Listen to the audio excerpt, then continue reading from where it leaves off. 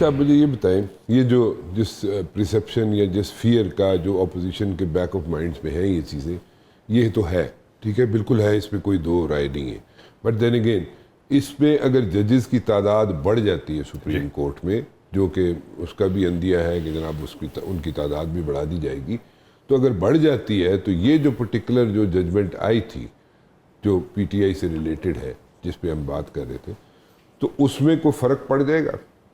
ہاں یہ کویشچن ہے. اس کی وجہ یہ ہے کہ ابھی جو 2023 میں ایک جو امینڈمنٹ آئی تھی supreme court practice and procedure act 2023، اس میں ایک تو یہ تھا کہ ایک تو جو سو موٹو جورسڈکشن کا جو اختیار تھا وہ تمام ججز سے لے کر جو ہے وہ ایک کمیٹی کو دے دیا گیا. ٹھیک ہے. چیف جسٹس اور سینئر موسٹ ججز جو ہیں وہ یہ فیصلہ کریں گے کہ کون سا از خود اختیار لینا ہے یا نہیں لینا. اس کے بعد ان میں یہ بھی تھا کہ جو از خود اختیار کے تحت آپ ججمنٹ دیں گے 184(3) کے تحت، وہ پہلے اس کی اپیل نہیں تھی، صرف ایک ریویو تھا جس کا سکوپ بڑا محدود ہوتا تھا.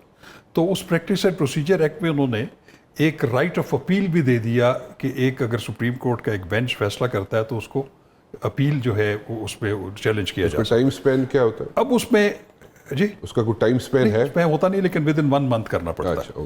اب بات یہ ہے کہ ابھی وہ جو میں نے آپ کو بتایا جو آزاد امیدوار جو تھے پی ٹی آئی کے، اس کی جو پٹیشن تھی اس میں 8 ججز کا ایک میجورٹی ویو تھا، 11 ججز کا پھر ایک آرڈر آف دی کورٹ تھا. ٹھیک ہے.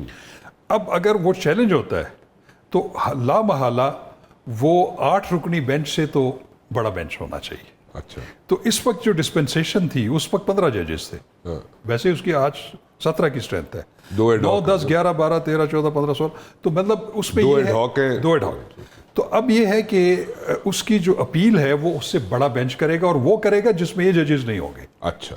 تو اس میں پھر شاید یہ ضرورت تھی کہ اس میں ایڈ ہاک ججز کو بلایا جائے.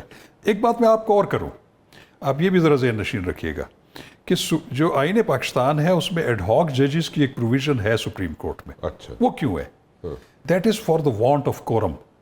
ایسی صورتحال میں جیسے کہ اگر یہ فیصلہ چیلنج ہونا ہے اور آپ یہ پریزیوم کر لیں کہ 17 کے علاوہ اور کوئی ججز نہیں شامل ہو رہے اس میں، لیکن باقی جو ہیں وہ اتنے ہیں نہیں ہیں کہ وہ اس ججمنٹ کو انڈو کریں اور نئے ججز ہوں، اس کے لیے پھر ایک آئین میں ایک پروویژن موجود ہے کہ کورم کو پورا کرنے کے لیے آپ ہائی کورٹ سے مخصوص مدت کے لیے ہائی کورٹ کے ججز جو کہ سپریم کورٹ کے ججز بننے کے اہل ہیں ان کو آپ سپریم کورٹ کا ایڈ ہاک جج بنا دیں. اچھا.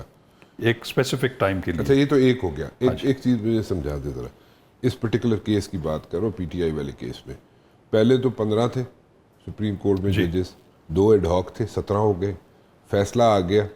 ٹھیک ہے جی، میجورٹی کا فیصلہ آ گیا، پی ٹی آئی کی فیور میں آ گیا. چلے آگے ان کے ججز کی تعداد بڑھ جاتی ہے. ٹھیک ہے. تو جب بڑھ جاتی ہے تو ایک تو پہلے تو یہ بتائیں کہ وہ کیس ہے اس کی جو بھی آپ، پھر میرا خیال ہے وہ کورم پورا ہو جاتا ہے. کورم پورا وہ پھر جو اپیلٹ بینچ بنے گا اس کے لیے کورم پورا ہو جائے گا. نہیں لیکن ٹائم سپین آپ کہہ رہے ہیں اس میں 30 ڈیز ہے، چونکہ اس میں اپیلز فائل ہو چکی ہیں.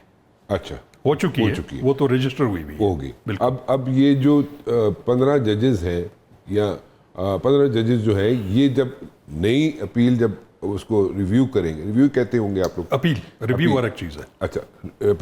اپیل چونکہ ریویو وہی ججز سنتے ہیں، اپیل جو ہے وہ ڈفرینٹ بینچ سنتا ہے. تو پھر جو اگر 30 جج بنتے آ جاتے ہیں، ان کی تعداد 30 ہو جاتی ہے، تو دیٹ مینس کہ وہ جو سارا کیس جو ہے وہ جو فیور میں گیا ہوا پی ٹی آئی جو انڈو ہو سکتا ہے، لیکن ضروری بھی نہیں ہے کہ وہ باقی ججز بھی اس کو ہو سکتا ہے. پہلے والے جج تو نہیں ہوں گے نا، نئے جج جو آئیں گے وہ ہوں گے، لیکن ہو سکتا ہے کہ وہ 8 ججز کے فیصلے کو ان میں سے بھی میجورٹی جو ہے اس کو تسلیم کر لے. ہم نے بات کی تھی نمبرز کی، نمبر گیمز کی.